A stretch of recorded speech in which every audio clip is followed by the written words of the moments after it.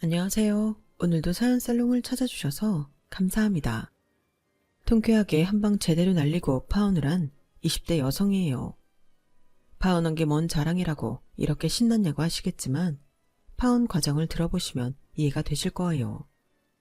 저는 남들과는 조금 다른 환경에서 자랐어요. 제게는 저를 낳아주신 부모님과 저를 키워주신 아빠가 있어요. 저희 아빠는 저를 만나기 이전까지 주먹질로 먹고 사셨어요. 소위 말하는 깡패였죠. 사채업을 하면서 사람들도 참 많이 괴롭히셨어요. 그렇게 육아와는 전혀 상관없을 것 같은 인생을 살던 아빠와 제가 만나게 된 건 그놈의 돈 때문이었어요. 저를 낳아주신 친모는 술과 도박에 빠져 살던 남편을 견디다 못해 집을 뛰쳐나가셨어요. 6살밖에 안 된 딸까지 버리고 말이죠. 결국 친부 혼자 저를 키우게 되는데 키웠다기보다는 방임을 했다는 게 맞는 말일 거예요. 그러다 사채를 빌려 도박을 했고 그 돈을 갚지 못해서 사채업자한테 시달리게 된 거죠. 하루가 멀다 하고 저희 집에 찾아오는 무서운 손님은 그래도 저한테는 해코지를 하지 않았어요. 오히려 과자나 빵도 던져주고 가곤 했죠. 제 친부를 밀고 집안 살림을 부수고 가는 걸 빼면 저한테는 친부보다 더 나은 사람들이었어요. 그렇게 1년 가까이 친부는 그 사람들한테 시달렸고 그러던 어느 날 당시 7살이던 저만 혼자 집에 버려둔 채 집을 나가고 말았어요. 사흘이 넘도록 집안에 방치돼 있던 저는 집에 있던 빵조거리와 라면 부스러기로 연명하다가 굶주림에 지쳐 쓰러졌어요.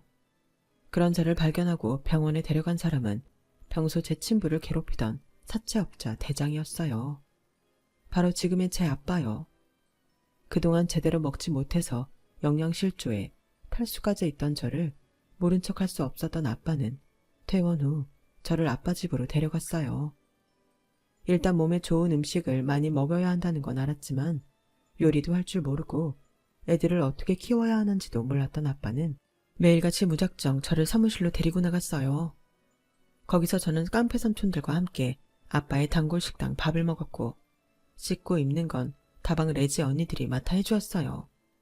어머 오빠, 이 귀여운 꼬맹이는 누구야? 오빠 딸이야? 이게 미친나. 딸은 무슨 딸? 담보다 담보. 이게 내 돈 띵까먹고 내 뺀 서상식의 딸내미 아이가. 근데 무슨 담보를 이리 애지중지해. 어머, 그러고 보니 얘 오빠랑 좀 닮은 것 같지 않아? 눈매며 코며 완전 똑같잖아. 밖에 데리고 나가면 오빠 딸이라고 해도 믿겠는걸? 그날 다방 레지 언니의 말 때문이었을까요? 아빠도 저도 서로의 얼굴을 보며 왠지 모르게 친밀감을 느꼈던 것 같아요. 그리고 불과 한두 달 사이 많은 것이 변했어요. 저를 두고 돈 받아내기 위한 담보라고 말하던 아빠가 언제부턴가 사람들한테 저를 딸내미라고 말하게 되었으니까요. 그렇게 된 데는 이유가 있었어요. 몇 달 뒤 제 친부가 아빠 밑에서 일하는 삼촌들한테 잡혀왔는데 그때 친부가 아빠한테 저를 팔았거든요. 정확히는 친부가 저를 키울 생각이 없으니 시설에 버리든 마음대로 하라고 말하자 그 말을 들은 아빠가 친부의 빚을 탕감해주는 대신 평생 제 앞에 나타나지 말라고 했어요. 그리고는 저를 딸로 키우기 시작한 거죠. 돈 장사하는 사람이 그렇게 밑지는 거래를 하다니 말도 안 되는 일이었죠. 그날 밤 아빠는 제게 말했어요. 니는 이자부터 내 딸내미다. 서정인이가 아니고 앞으로 박정인인기라. 알겠나? 차라리 다행이다 싶었어요. 친부와 사는 것보다 깡패 아빠랑 사는 게 훨씬 좋았거든요. 그렇게 서정인에서 박정인이 된 저는 얼마 뒤 초등학교에 입학을 했고 그 무렵 아빠는 사무실을 정리하고 주먹세게에서 완전히 손을 씻었어요. 이제 자식을 키우는 부모가 되었으니 떳떳하게 사는 모습을 보여줘야 한다는 게 이유였죠.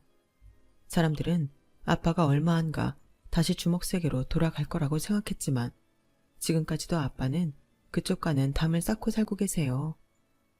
그때 아빠 밑에서 일하던 삼촌들 중 하나가 아빠를 따라 나섰는데 아빠는 삼촌과 함께 자신들이 일수놀이를 하며 사람들을 괴롭히던 그 시장통에서 생선 나르는 일을 시작했어요. 처음엔 시장 사람들이 갑작스레 변한 아빠를 믿어주지 않았어요. 저러다 눈깔에 휙 돌아삐면 다시 주먹부터 쓸 놈이다 저거. 하지만 피 한 방울 안 섞인 딸을 키우며 누구보다 성실하게 일하는 아빠를 보자 사람들도 조금씩 마음을 주기 시작했고, 그렇게 몇 년이 지나는 사이 아빠는 시장 사람들 속에 완전히 스며들게 되었어요. 그 무렵 시장 사람들이 단체로 사기를 당하는 사건이 발생했는데, 그때 시장 사람들을 위해 발벗고 나서는 아빠를 보고는 사람들도 완전히 마음을 열게 되었죠. 비록 도망간 사기꾼은 끝내 못 잡았지만요.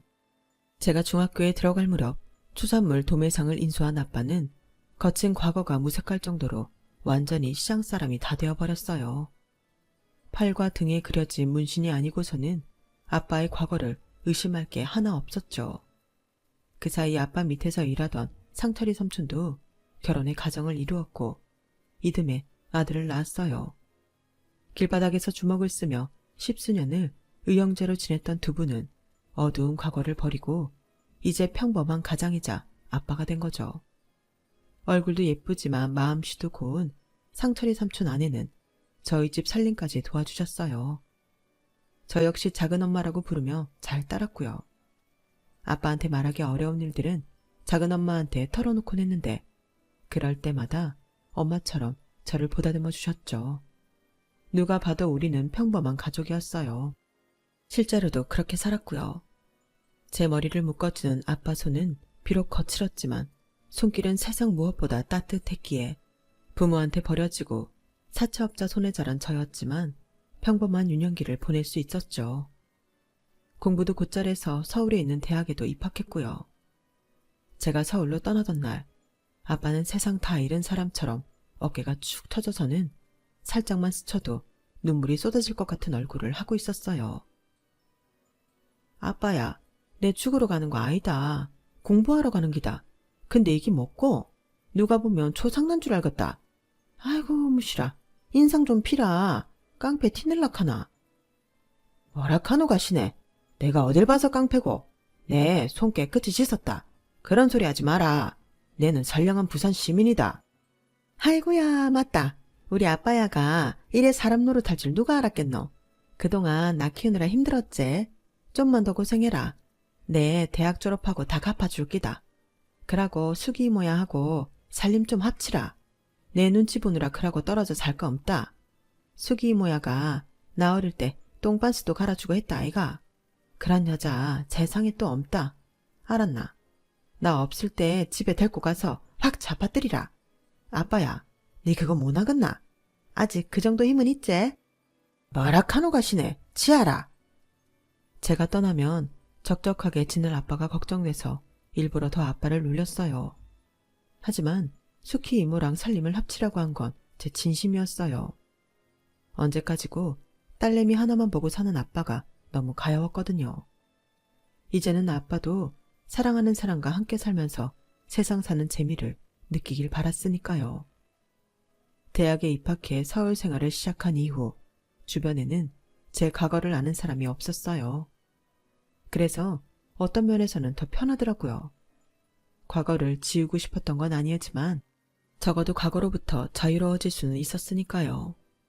보름에 한 번 일을 핑계로 서울로 올라오는 아빠 역시 사채업자 출신이 아닌 그저 극성맞은 딸바보 아빠로만 보였어요. 먹을 거는 마트에 가면 다 파는데도 굳이 부산에서 밑반찬까지 공수해 와서는 냉장고를 채워주셨죠. 냉장고에 반찬이 남아있으면 밥 제대로 안 먹느냐고 화를 내고 반찬을 다 먹어치우면 모자라면 말을 하지 왜 말 안 했냐고 삐지고 이래도 걱정 저래도 걱정인 아빠가 때때로 귀찮기도 했지만요. 딸내미한테 그만 치대고 제발 수키 이모랑 결혼 좀 해라.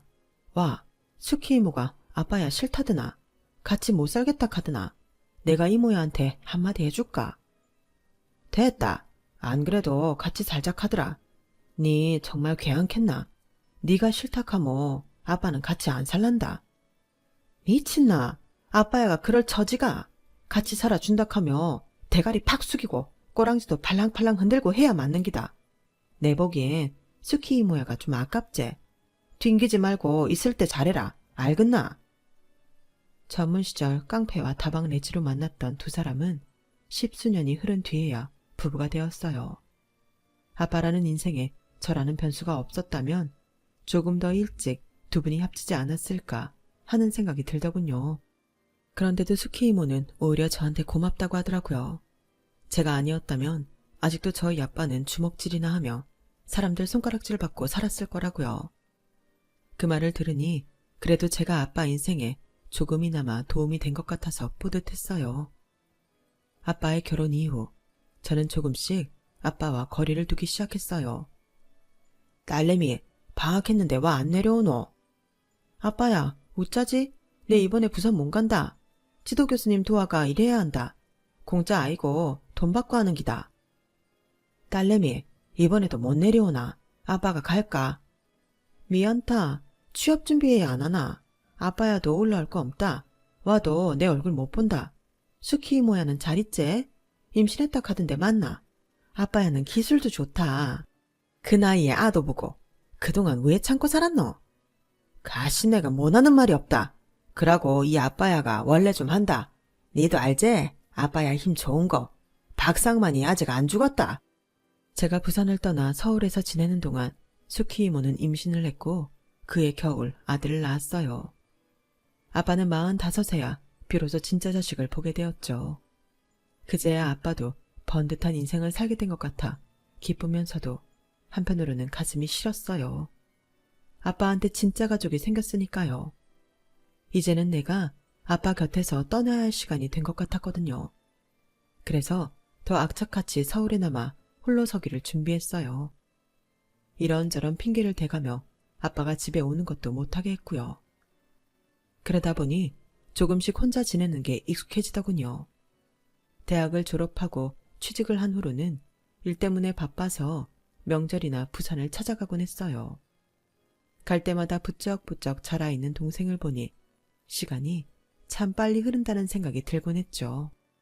제가 쓰던 방은 여전히 그대로 있는데 왠지 제가 있을 공간이 없는 것처럼 느껴졌어요. 제가 없는 사이 집안 곳곳에는 수키 이모와 동생의 흔적들이 가득 차 있었거든요. 이제 아빠한테 필요한 건 내가 아니라 이 두 사람이란 생각에 서글펐어요. 그래서 저도 제 짝을 찾아 빨리 가정을 이뤄야겠다는 생각을 했던 것 같아요. 그래서 업무로 바쁜 와중에도 소개팅도 하고 주변에서 주선하는 자리는 마다 않고 나가곤 했죠. 하지만 인연을 찾기란 쉽지 않더라고요. 그러다 진짜 짝을 만난 건 의외의 장소에서였어요. 바로 우리 집이었죠. 하루는 퇴근에 돌아와 보니 천장에서 물이 떨어져서 주방 근처가 엉망이 됐더라고요. 그래서 주인집에 연락했더니 다음날 집주인 아들이 찾아온 거예요. 위층에서 욕실 물을 틀어놓고 외출을 하는 바람에 그렇게 됐다며 바로 수리를 해주겠다고 하더군요. 그러면서 공사를 해야 하니 한동안 집을 비워달라고 했어요. 제가 있을 곳을 따로 마련해준다고 하면서요. 그 일로 자주 만나게 되고 연락을 주고받는 사이 서로에게 호감을 느끼게 되었고 공사가 끝날 쯤엔 많이 가까워졌어요. 그리고는 사귀게 되었죠. 인연이 있으면 이렇게도 연결이 되는구나 싶더군요. 남자는 부모님 대신 건물 관리를 하며 1층에서 카페를 하고 있었어요. 원래 직업은 사진작가인데 친구와 함께 운영하던 스튜디오가 엎어지면서 임시로 카페를 하고 있다고 하더군요. 건물주의 외동 아들이니 먹고 사는 건 문제가 아니었죠. 하루하루 살아남기 위해 발발거리는 저와는 달리 자신이 하고 싶은 걸 하면서 여유롭게 사는 모습이 부러웠어요. 이 남자랑 연애를 하는 동안 살면서 가보지 못했던 곳과 해보지 못했던 것들을 참 많이 할 수 있었어요. 남자는 부모 사랑을 많이 받고 자라 사람을 대하는데 거리감이 없었죠. 저한테뿐만 아니라 낯선 사람들에게도 마찬가지로요. 그래서 만나는 동안 조바심을 내게 되었어요. 이 사람은 내가 아닌 누구와도 잘 지낼 수 있을 것 같았거든요. 하지만 나는 이 사람이 아니면 안 되니까 그게 속상하면서도 사람을 비굴하게 만들더라고요. 특히 제가 더 조급함을 느꼈던 건 남자의 태도 때문이었어요. 저도 그렇고 그 사람도 그렇고 홍기가 찬 나이임에도 남자는 결혼이 남일인 것처럼 행동했거든요. 결혼을 꼭 해야 하나? 좋으면 그냥 같이 살면 되지. 뭐하러 서로에 묶여서 살아? 외국에서는 결혼보다는 동거를 하는 사람들이 더 많다잖아. 우리나라에서도 그런 사람들 꽤 있다던데. 자기는 어떻게 생각해? 난 그래도 기왕이면 결혼을 하는 게 좋다고 생각해. 그래야 서로 간의 믿음도 더 생기고 안정된 가정을 꾸릴 수 있지. 에이, 그런 게 어딨어. 결혼 안 한다고 믿음이 안 생기나? 자기는 나 못 믿어? 솔직히 믿음이 안 갔어요. 언제 헤어지자고 할지 모른다는 두려움이 있었으니까요. 혹시 자기가 살아온 환경 때문에 그러는 거 아니야? 자기 친부모님한테 버려졌다는 것 때문에 사람을 못 믿게 된 거 아니냐고. 그런 거라면 앞으로 내가 더 잘할게.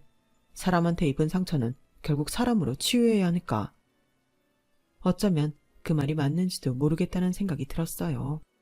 그래서 이런 저를 받아주는 이 남자가 더 고맙고 소중했어요. 그렇게 3년 가까이 연애를 하는 동안 저희 집에서는 결혼 닭다리 끊이지 않았어요. 아빠는 제 남자친구를 직접 만나 얘기를 해보겠다고 하셨죠. 아빠 좀, 내가 알아서 한다. 다 큰 딸내미 일에 이러는 것도 오지랖이다. 오지랖이면 어떻노? 내 딸내미 일인데. 그러고 남자는 남자가 봐야 한다 아이가. 됐다. 내 일은 내가 알아서 한다. 신경 꺼라. 아빠한테 전화가 올 때마다 제가 타단을 하곤 했지만 그런다고 그만둘 아빠가 아니었어요. 결국 저 몰래 서울에 올라오셔서는 제 남자친구를 만나셨거든요. 뒤늦게 수키 이모를 통해 그 사실을 알게 된 저는 부랴부랴 남편의 카페로 달려갔어요. 아빠 성격에 주먹을 날려도 수십 번을 날렸을 거란 생각을 하니 아찔해지더라고요. 그런데 가게 문을 열어보니 의외의 상황이 펼쳐져 있지 뭐예요. 남자친구와 얘기를 나누고 있던 아빠가 저를 보자 환하게 웃으며 이러는 거예요. 딸내미 이제 오나? 안 그래도 막 니들 결혼식 얘기하고 있었다 아이가. 니 남자 보는 눈은 있네. 어디서 이런 남자를 만났노? 성격도 시원시원한 게 딱이다. 도대체 이게 무슨 일인가 싶어 남자친구를 따로 불러냈어요. 그랬더니 정인아, 우리 결혼하자. 아버님도 그렇게 원하시는데 못할 거 뭐 있어? 기왕 하는 거 시간 끌 거 없이 올해 안에 끝내자. 아버님도 그러라고 하셨어. 그게 무슨 소리야? 자기 인생에 결혼은 없다며? 근데 갑자기 왜 마음이 변한 거야? 혹시 우리 아빠가 자기 때렸어? 뭐? 맞았으면 내가 이렇게 웃으면서 네 아버지랑 마주 앉아 있었겠니? 그런 거 아니야. 나도 나이 드니까 하루빨리 가정을 이루는 게 좋을 것 같다는 생각이 들어서 그래. 갑작스런 남자친구의 심경 변화에 놀라기는 했지만 그래도 다행이다 싶었어요. 이제는 더 이상 마음 졸이지 않아도 됐으니까요. 그래서 그 주 주말 예비 시부모님을 만나러 시댁에 찾아갔어요. 예비 시부모님은 아버님 건강이 안 좋아서 일산 근처 전원주택에서 살고 계셨어요. 제가 인사드리러 갔을 때도 아버님은 몸 상태가 안 좋으셔서 안방 침대에 누워 계셨죠. 간이 안 좋으시다더니 얼굴에 황달 증세가 있더라고요. 저희를 거실로 데리고 나온 예비 시어머니는 따뜻한 차를 내어주시며 천천히 저를 살피셨어요. 노골적이지는 않았지만 그래도 꽤나 구석구석 살피시더군요. 상호톡에서 집안 얘기는 많이 들었어요. 힘들었겠네요. 아닙니다. 아빠 덕분에 저는 힘든 거 없었어요. 참 대단한 분이네요. 남의 아이를 키우는 게 쉽지 않은 일인데. 어머, 미안해요. 그나저나 피부가 참 좋네요. 사람 피부는 간장이랑 관계가 있다는데 건강 체질인가 봐요? 혹시 무슨 운동 같은 것도 했나요? 네, 중학생 때 육상부였어요. 성적이 잘 안 나와서 중3 때 그만뒀지만요. 아, 그래요? 혈액형이 A형이라고 했던가요? 네. 도대체 제 대답 어디가 어머님 마음에 들었는지는 모르겠지만 예비 시어머니는 제 대답에 꽤나 만족하시는 것 같았어요. 예비 시댁에 다녀온 뒤 결혼 얘기는 급물살을 탄 듯이 빠르게 진행됐어요. 남자친구와 함께 부산에 내려가 부모님께 인사를 드렸어요. 상철이 삼촌은 조카 사위 준다고 회랑 전복을 잔뜩 사오셨더라고요. 아직 어린 조카랑 동생도 온 집안을 뛰어다니고 모처럼 집안이 사람 사는 집처럼 느껴졌어요. 아빠와 둘이 살 때는 썰렁하던 집이 어느새 사람으로 가득 찬 곳이 되어버렸죠. 부산에 다녀온 이후 예비 시어머니는 자주 저를 불러 점심도 사주시고 주말엔 백화점에 데리고 가서 구두며 귀걸이도 사주셨어요. 내가 딸이 없어서 이런 걸 얼마나 해보고 싶었나 몰라. 고부간에 서로 흉보고 사는 사람들도 있지만 난 내 며느리랑 모녀처럼 지내고 싶어. 정인이 생각은 어떠니? 네, 저도 그러고 싶어요. 엄마가 없어서 저도 이런 거 해본 적 없거든요. 어머님 덕분에 저도 오늘 소원 풀었어요. 어머, 넌 어쩜 말도 이렇게 예쁘게 하니? 전생에 우리가 인연은 인연이었나 보다. 만난 지 얼마 안 됐는데 이렇게 마음에 쏙 드는 걸 보면 말이야. 그냥 앞으로는 엄마라고 불러. 요즘은 시어머니를 엄마로 부르는 며느리들도 많더라.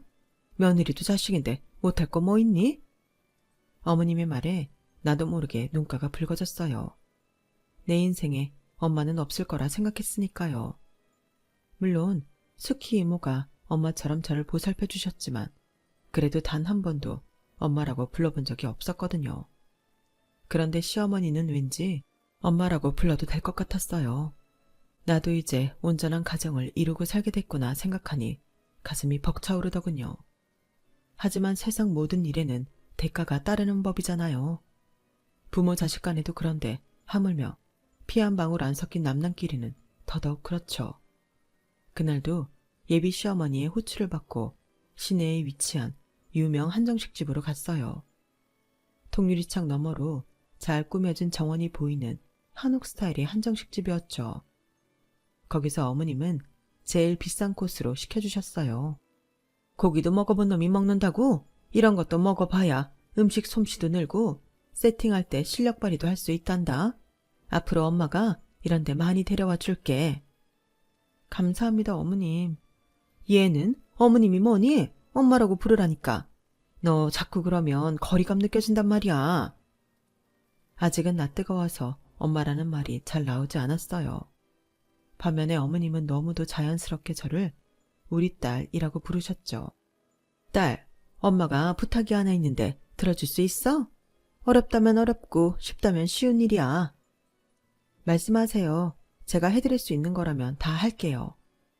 그러자 예비 시어머니는 기다렸다는 듯이 얘기를 꺼냈어요. 너도 알다시피 네 시아버지가 몸이 안 좋잖니? 병원에서는 이제 이식밖에는 길이 없다고 하는구나. 내 생각 같아선 내가 아니라도 떼어주고 싶지만 나이가 있어서 그건 안 된다고 하고 우리 상우한테 시키자니 한창 일해야 하는 애인데 못할 짓 하는 것 같지 뭐니. 그래서 말인데 너 결혼하면 어차피 일 그만둘 거잖니? 네? 일을 그만두다뇨. 저 회사 계속 다닐 생각인데요. 어머 얘, 그게 무슨 소리니? 우리가 집이 없니 돈이 없니? 나 내 며느리 돈 벌어오라고 밖에다 굴릴 생각 없어. 그렇다고 집안일 하라는 건 아니다. 집안일이야 도움이 쓰면 되니까 넌 그저 이 엄마랑 백화점 쇼핑도 하고 전시회도 다니고 브런치도 먹으면서 우아하게 살면 돼. 엄마는 그래서 우리 정인이가 하루빨리 우리 집에 시집 오길 바란 건데 넌 아닌가 보구나. 서운한 표정을 지으시는 어머님을 보니 제가 못할 짓을 한 건가 싶더라고요. 그런데 그 순간 어머님이 제 손을 꼭 잡으시며 그러시는 거예요. 정인아, 엄마가 이런 말 하게 돼서 미안한데 우리 정인이가 시아버지한테 간 좀 떼어주면 어떨까? 많이도 아니고 조금이야. 이식 수술 후에도 너 생활하는데 전혀 지장 없을 정도니까 걱정 안 해도 돼. 정인아, 네가 그렇게만 해준다면 내가 정말 더 바랄 게 없다. 니들 결혼할 때 혼수? 그딴 거 하나 필요 없어. 엄마가 다 사줄게. 너 나중에 애 낳아도 엄마가 다 키워줄 거고 네가 원한다면 명품 백이고 옷이고 다 사줄게. 그러니까 제발 엄마 부탁 좀 들어주렴. 응? 우리는 이제 가족이잖니. 힘들 때 서로 돕는 게 가족 아니겠어? 가족이라는 말에 가슴이 두근거렸어요. 그까지 간 좀 떼어주면 내가 정말 이 사람들과 가족이 되는 건가? 그렇다면 그리 나쁜 조건은 아닌 것 같더라고요. 물론 저희 아빠가 이 사실을 아신다면 가만히 안 계시겠지만요. 부산에 갔다 온 이후로 저는 마음이 심란했어요. 그곳에 내가 없어도 빈자리가 하나도 느껴지지 않는 게 서운했었거든요. 이 사람들한테 나는 이미 남이 되어버렸구나 싶은 게 마치 세상에 혼자 버려진 기분이 들더라고요. 그런데 시어머니가 나를 가족으로 받아주시겠다고 하니 혹할 수밖에요. 비록 제 칸을 내어드려야 하지만요. 며칠 고민을 한 저는 시어머니께 전화를 드렸어요. 간 이식 수술 하겠다고 말이죠. 그러자 예비 시어머니는 그날 바로 저를 찾아와 백화점으로 데리고 가셨어요. 그리고는 500만 원이 훌쩍 넘는 가방을 제 품에 안겨주셨죠. 다음 날 저는 어머님과 함께 병원에 가서 간 이식 적합검사를 받았어요. 아버님과는 혈액형도 같고 제가 워낙 건강체질이라 별 문제 없으리라 생각했죠. 그런데 검사 결과 제 간의 용적이 작아서 이식이 불가능하다는 판정이 나온 거예요. 한마디로 제 간이 작아서 남한테 떼어줄 수 없다는 얘기였죠. 검사 결과를 들은 예비 시어머니는 믿을 수 없다는 표정으로 의사한테 따졌어요. 아니, 이제 와서 이러면 어떡해요? 혈액형도 같고 애 상태도 건강해서 잘 될 거라면서요. 용적 문제야. 의사 실력으로 해결할 일이지. 그런다고 이식을 못 해준다는 게 말이 되냐고요? 지금까지 어머님이 단 한 번도 화를 내는 모습을 본 적이 없던 저로서는 그런 어머님이 낯설게 느껴졌어요. 그런데 그건 시작에 불과했던 거예요. 간 이식이 불가하다는 판정을 받은 이후 어머님은 지금까지 내가 알던 사람이 맞나 싶을 정도로 변하셨거든요. 전에는 못해도 일주일에 한두 번은 저를 불러내 밥도 사주시고 공연도 보러 가셨는데 검사 이후부터는 연락도 없으시고 전화 연락을 하셔도 싸늘한 목소리로 혼수 얘기만 하시더라고요. 혼수 목록 상우편에 보낼 테니까 보고 준비해라. 어머님, 상우씨 바쁠 텐데 제가 받으러 갈까요? 간 김에 어머님이랑 점심도 같이 하고요. 전에 자주 가시던 한정식집 어떠세요? 예, 넌 정신이 있는 애니 없는 애니? 지금 네 시아버지가 간이식 못 받아서 자리 보전하고 있는 판에 뭐? 너랑 밖에서 점심을 먹어? 아무리 네 부모 아니라고 어쩜 이렇게 무신경할 수가 있니? 너 솔직히 말해. 간 이식 해준다고 했던 것도 다 쇼였지? 어차피 이식 못하는 거 알고 일부러 그런 거 아니냐고? 어머님, 그런 거 아니에요. 저 정말 모르는 일이었어요. 정말이에요. 믿어주세요. 아, 머리야. 어떻게 여자를 데려와도 천하에 쓸모없는 저런 걸 데려왔나 몰라. 예, 난 너랑 길게 말하고 싶지 않으니까 전화 끊자. 사람의 마음이 그렇게 쉽게 변하는지는 그때 처음 알았어요. 아니, 어쩌면 처음부터 어머님께 저는 며느리감이 아니라 강기증 공여자일 뿐이었는지도 모르겠네요. 그런데 변한 건 어머님뿐만이 아니었어요. 남자친구 역시 슬슬 저를 피하기 시작하더니 오랜만에 만나서도 짜증을 내기 일쑤였어요. 아, 뭐 이렇게 해야 될 게 많아. 이러면서까지 꼭 결혼해야 하는 거야? 이 정도 준비하는 게 뭐가 힘들다고 그래. 그리고 준비는 자기가 했어? 내가 다 했지. 그러니까 인상 좀 펴. 나 솔직히 이 결혼하는 게 맞는 건지 판단이 안 서. 너도 알잖아. 나 비혼주의자였던 거. 넌 이런 내가 결혼해서 잘 살 수 있을까? 얼마 전까지만 해도 자기가 더 들떠서 결혼 타령을 하던 사람이 하루아침에 확 바뀐 거예요. 본인은 아니라고 하지만 제 생각엔 아무래도 제가 간 이식을 해드릴 수 없게 된 게 이유가 아닐까 생각됐어요. 결혼 날짜는 다가오는데 남자친구는 자꾸 뒷걸음질 치는 것 같고 예비 시어머니는 말도 안 되는 혼수를 요구하시며 저를 괴롭히기만 하셨죠. 이런 상황도 모르고 아빠는 좋은 횟감이 들어왔다며 예비 시댁까지 찾아가신 거예요. 그리고 그날 드디어 일이 터지고 말았죠. 딸내미, 아빠가 상철이 삼촌이랑 용식이 할배 모시고 결혼식 가는 길에 니네 시댁 좀 들릴락 한다. 좋은 횟감이 있어가 물건만 전해주고 갈락하니까네 니가 전화 좀 넣어도 이서방한테 연락하니까네 전화를 안 받네. 시간대 뭐 같이 와가 묵으라. 이게 쉽게 만날 수 있는 횟감이 아니다. 올 거제? 아빠, 거길 와가는데 그러지 말고 차 돌리라. 그냥 가지 말라고. 아빠는 좋은 건 나눠 먹어야 한다며 기어코 예비 시댁으로 가셨어요. 상견례 전에 얼굴도 익힐 겸 해서 일부러 가신 거였죠. 뒤늦게 남자친구랑 연락이 된 저는 뒤따라 예비 시댁으로 향했어요. 아니나 다를까 어머님은 똥 씹은 표정으로 저희 아빠가 가져오신 횟감과 해산물들을 주방 싱크대에 던져놓으셨더라고요. 그리고는 환자도 있는 집에 함부로 찾아왔다며 아빠한테 화를 내고 계셨죠. 아빠를 태워 저희 시댁까지 모셔온 상철이 삼촌은 얼굴이 울그락불그락해서는 당장이라도 한마디 할 기세였어요. 그런데도 아빠는 화를 꾹 참으시며 미리 연락 못하고 찾아와 죄송하다며 고개를 조아리셨죠. 그리고 예비 사돈한테 인사만 하고 가겠다고 안방으로 들어가셨어요. 그런데 예비 시아버지 얼굴을 본 아빠가 소리를 버럭 지르시지 뭐예요. 이게 누구? 네 이장수 맞지? 부산서 시장 사람들 돈 띵까 묻고 내 뺀 이장수 맞단 말이다. 아이고야, 세상 참 좁다 카더니 우리가 이래 만나네. 니 내 돈 빌려 쓰고 안 갚은 건 기억하드나? 나 모르겠나? 시장 통해서 일손으로 하던 박상만이다. 그때 네가 땡 까먹은 지 한 기삼천 됐지? 상철아, 니 이리 와봐라. 네가 포항까지 잡으러 갔다 허탕친 이장수 여 누워있다. 그 말에 상철이 삼촌은 안방으로 달려갔어요.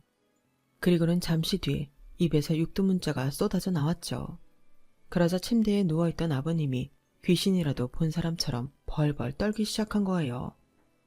아니, 이 사람들이 환자 앞에서 무슨 짓이야? 당장 안 나가? 예, 너 이리 와서 네 아빠 데리고 나가라. 아이고, 지 부모한테 버림받고 남의 손에 자랐다더니 고작 널 키워준 게 주먹질이나 하고 살던 깡패였니? 어째 애가 수준도 떨어지고 얼굴에 그늘이 져있다 했더니 이런 사람 손에 자라 그런 거였어. 이 결혼 없던 걸로 할 테니까 당신들 당장 내 집에서 나가. 하마터면 이런 그지 같은 것들이랑 사돈 맺을 뻔했잖아. 상우 너도 그렇지. 어디서 데려올 게 없어서 깡패 새끼 딸년을 데려왔니? 당장 내쫓아. 어머님, 무슨 말씀을 그렇게 하세요? 그 말 당장 사과하세요. 그지 같은 거라뇨. 깡패 새끼라뇨. 우리 아빠 비록 한때는 나쁜 짓도 많이 하고 사셨지만 지금은 손 씻고 열심히 살고 계세요. 그런데 왜 우리 아빠가 그런 소리를 들어야 해요? 사과하세요. 사과? 예, 깡패 새끼를 깡패 새끼라고 하는데 그게 사과할 일이니? 긴 말 필요 없으니까 당장 나가라고. 그러자 아빠는 삼촌한테 귓속말을 하고는 밖으로 내보냈어요. 그리고 짝다리를 짚으시곤 예비 시아버지를 내려다보셨어요. 잔뜩 겁에 질린 아버님은 식은땀까지 흘리시더군요. 와, 니네가 무섭드나?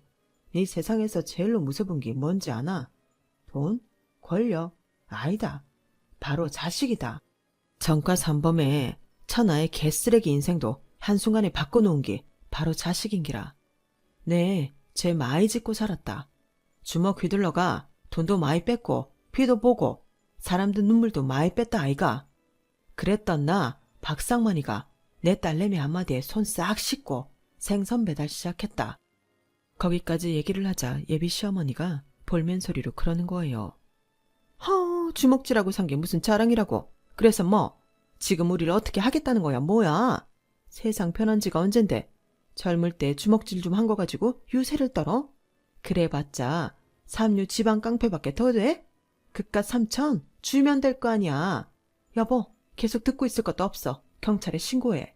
저런 것들은 경찰서 소리만 들어도 지레 겁먹고 도망가는 놈들이라고. 그러자 아빠가 쓴웃음을 지으며 그러셨어요. 아즈매요, 경찰이 뭐 되겠습니까? 뭐 경찰을 부르든 특공대를 부르든 마음대로 하입시다. 네, 경찰 하나도 안 모십습니다. 트럭으로 데리고 와도 눈 하나 깜빡 안 합니다. 왠지 아십니까? 내한테는 세상에서 제일로 무서운 게 딸내미라 그러십니다.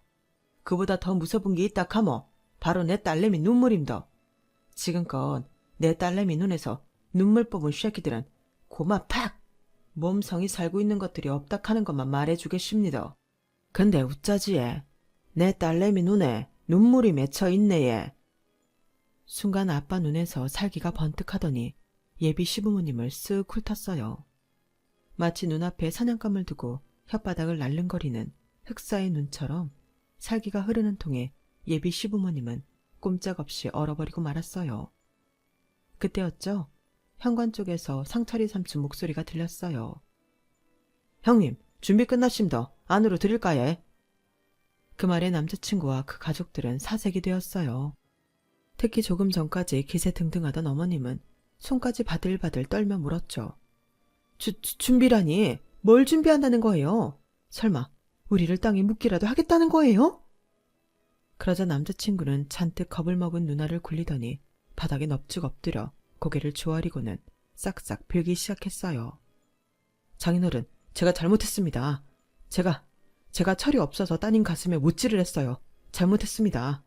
하지만 처음부터 간이식 노리고 사귄 건 아니에요. 정말이에요. 결혼하려시면 지금이라도 당장 할게요. 그러니까 제발 살려주세요. 엄마, 아빠 뭐해? 같이 안 빌고. 그러자 지금까지 몸에 힘주고 뻗대던 예비 시부모도 바닥에 무릎을 꿇고는 싹싹 빌었어요. 상만씨, 내가 그 돈 다 갚을게. 원금뿐만 아니라 이자까지 다 쳐서 갚을 테니까 제발 이러지 마. 손 씻었다며?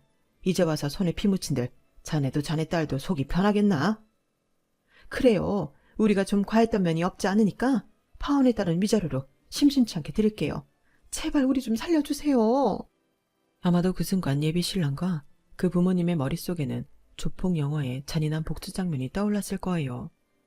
문 밖에 준비되어 있다는 그 무엇이 자신들의 목숨줄을 잡고 있다는 걸 직감했던 거겠죠. 마치 최후의 발악을 하듯 그렇게 세 사람은 손이 발이 되게 싹싹 빌었어요. 그런데도 아빠는 눈썹 하나 까딱 않고 밖에 있는 삼촌한테 서늘한 목소리로 말했어요. 상철아, 들이라. 그 말에 시댁 식구들은 절규에 가까운 비명을 질러댔고 드디어 안방으로 지팡이를 짚은 노인이 들어왔어요. 그 모습에 바닥에 엎드려 있던 세 사람은 벙찐 표정이 되었죠. 지팡이를 짚고 들어오신 분은 다름 아닌 용식이 할아버지였어요. 예전 상인의 회장직을 맡으셨던 분으로 예비 시아버지한테 가장 많은 돈을 뜯긴 분이셨죠. 용식이 할배요. 어서 오시소. 식사하셔야 할 낀데 이래 틀어졌네 얘. 지아라. 밥이 문제가. 내 돈 띵 까먹고 내 뺀 장수 이놈아를 잡는 게 먼저 아이가. 아이고야 이게 누구? 용식이니? 나 기억하제? 할아버지는 바닥에 무릎 꿇고 앉아있는 예비 시아버지를 보시고는 눈을 번뜩이셨어요. 맞네 맞아. 니 내 돈 떼먹고 그간 잘 살았는갑다. 볼때기에 살이 띠룩띠룩 붙어가 있는 게 잘 처먹고 살았는갑다. 니 그 돈이 무슨 돈인지 알기는 하나? 내 마누라 수술비였다. 평생을 못 먹고 못 입고 살다가 내 마누라 목숨줄였다 이 말이다. 그 돈 잃고 마누라 하늘 떠나보내고 내 니 많이 욕했다. 천벌 받아 돼지라고 했다. 내만 그랬는 줄 아나. 니한테 돈 뜯기고 길바닥에 앉은 상식이, 가게 들어먹은 정육점 최씨, 딸내미 혼수비 뜯긴 구두방 서씨까지 죄다 니 나가 돼지라고 침 캬 뱉었다. 그래도 살다 보이 이래 다시 만나네. 니 서울서 건물도 갖고 큰소리 땅땅 치고 산다 카던데 맞나? 그 순간 예비 시아버지 얼굴이 하얗게 질려버렸어요. 지난 시절 자신이 저지른 죄가 한순간에 떠올랐기 때문이죠. 자신을 믿고 투자를 했던 시장 사람들 가슴에 비수를 꼽고 돈을 챙겨 야반도주를 했던 그날이 생생하게 떠올랐을 거예요. 제가 어렸을 때 있었던 일이지만 아직도 기억이 나요. 그날의 일로 시장에는 줄초상이 났었거든요. 그때 저희 아빠랑 상철이 삼촌이 제 예비 시아버지를 잡으러 전국을 찾아다녔어요. 그 바람에 저는 숙희 이모가 사는 단칸방에서 한 달 넘게 지내야 했지만 그 일로 저희 아빠와 삼촌은 시장 사람들한테 한 식구로 인정받을 수 있었어요. 그때 못 잡은 사기꾼을 10수년이 지난 오늘에서야 잡게 된 거였죠. 결국 저는 파혼을 하게 됐어요. 하지만 이 일로 시장 사람들은 잃었던 돈을 다시 찾게 되었죠. 시어머니가 그렇게 아끼던 건물과 땅, 집을 팔아 돈을 갚았거든요. 저희 아빠도 3천만 원을 되돌려 받았고요. 이번 일로 시장에서 저희 아빠의 인기는 또다시 하늘을 찌르게 되었어요. 차기 상인의 회장감이라는 말이 나오기도 했고요. 그런데 아빠는 하나도 기뻐하지 않으셨어요. 딸내미가 파혼을 하게 됐으니 말이죠. 아빠야, 내는 차라리 잘 됐다 싶다. 내 그 사람 좋아서 결혼하려 했던 거 아니다. 그냥 나도 가족을 만들고 싶어가 그랬던 기다. 근데 생각해보이 내한테는 이미 가족이 있었더라. 내 말 한마디에 주먹질 끊고 새 사람 된 우리 아빠. 내 눈에 눈물 한 방울에 벌벌 떠는 우리 아빠야가 진짜 내 가족이다. 앞으로는 스키 이모야한테도 엄마라고 부를 기다. 지민이도 내 친동생으로 삼을 기다. 내만 잘하면 되겠더라. 아빠야, 나 아빠 딸내미라서 행복하다. 아빠는 시뻘개진 눈으로 허공만 바라보셨어요. 그리고는 이내 저를 끌어안고 한참을 놓아주지 않으셨어요. 그날 아빠의 품속은 세상 무엇보다 따뜻했어요. 이제는 저도 아빠한테 따뜻한 품을 내어드릴 수 있는 멋진 딸내미가 되어야겠다 생각합니다. 비록 피는 안 섞였어도 세상 누구보다 끈끈한 모녀지간임을 확인했으니까요. 가족이란 게 참 뭔지 아직도 잘 모르겠지만 세상 무엇보다 따뜻한 건 확실한 것 같습니다. 소중한 가족들과 행복하세요. 제 사연을 들어주셔서 감사합니다. 여러분, 사연 댓글에 응원과 현명한 조언 부탁드려요. 좋아요와 구독은 저에게 큰 힘이 됩니다. 오늘도 좋은 일 가득하세요.